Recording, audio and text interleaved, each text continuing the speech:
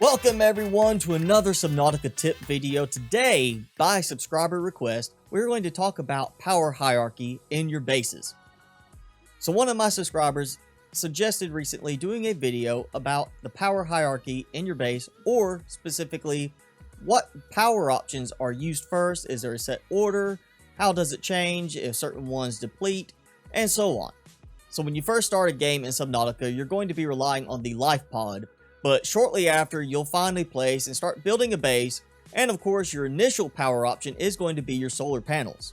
So here I have a base with 2 solar panels set up, and you can see they already show a charge of 75 on them because they have been fully charged. You can also see a percentage based on the amount of power they are getting from the sun currently.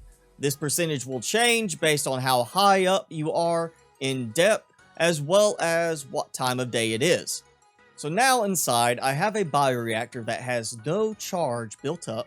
I'm going to add in a peeper that I grabbed right from outside, and you can see it's beginning to build up a reserve of power. Here I am going to put 2 completely empty power cells into this charger, which means that will be draining 400 power total to restore them back to full power. Now you can see the bioreactor is continuing to build up charge, because it is not being used for the power consumption of the power cell charger. You can see here that this solar panel is draining some of its reserve power, but because the sun is still out, it is not draining as quickly as it would be. If we switch it to nighttime, now you will see the power drain is much faster on this solar panel.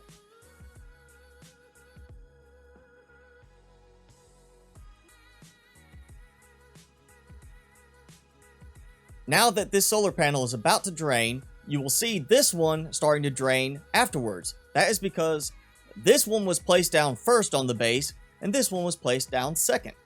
If I was to remove this solar panel, the bioreactor would begin taking over as the primary power source for the current power drain.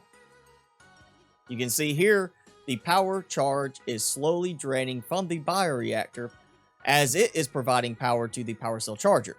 Now that we have switched back to daytime, you can see the power in the bioreactor is increasing again, and this is because the power cell outside is now picking up the slack on the drain. So here I have built a single multi-purpose room with first a solar panel, followed by a bioreactor, followed by a thermal reactor, and then of course a power cell charger inside.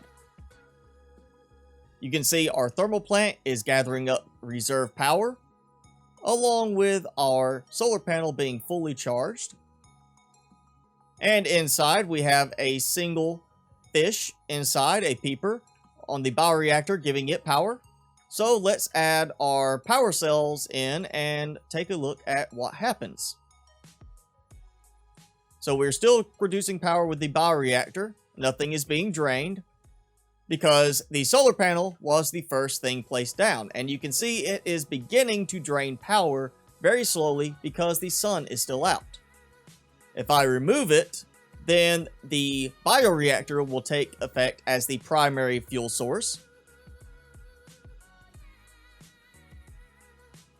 If the bioreactor runs out of fuel and power, then the thermal reactor will take over next. But what happens if we put the solar panel back? You can see here, even though the sun is going down, that the solar panel has begun to build up a reserve charge. If I remove the bioreactor, then that means that the next one in order should be the thermal plant, which you can see now is starting to lose power due to it becoming the primary power source. And you can see here, the solar panel is still slowly building up a charge. So what does that mean for us? Well, in terms of power hierarchy, you can think of it like a queuing system. If you first build 2 solar panels, followed by a bioreactor, then the solar panels will take the first and second spot in the queue, with the bioreactor coming in third.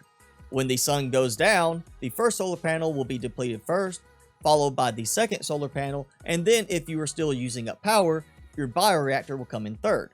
Should you remove one of the power sources out of the queue, then the following power sources will move up to fill that gap. So that means, for example, if you want a nuclear reactor to be the fallback should your thermal reactors run out of power, you will want to place your thermal reactors down first, followed by the nuclear reactor last. Now, if perhaps you are interested in bioreactor fuel information, I do have a separate video where I tested the various options in the game and even made a spreadsheet with all the power values. So to summarize, once again, if you are looking to have a certain power source, such as your bioreactor or a nuclear reactor, be your last resort, make sure it is the last one you build in your base. The power sources will be drained in order that they are placed on your base, much like a queuing system, and if one is removed, it is simply taken out of that order and everything moves up from there. Well, I hope this video has helped you out, and if it did, or you just enjoyed the video, be sure to hit that like button. Also, make sure you hit subscribe and tick the notification bell if you haven't done so already. Leave me a comment below, let me know what you liked about the video, and of course, if it helped you out. Also, be sure if you find something in your gameplay that doesn't follow with what I've told you today, be sure to point it out so I can retest and make sure that this information is correctly up to date. Well, thanks so much for watching, everybody. I'm your host, Mr. Spicy, as always. Be sure to keep it spicy this week, and I will see you in the next video.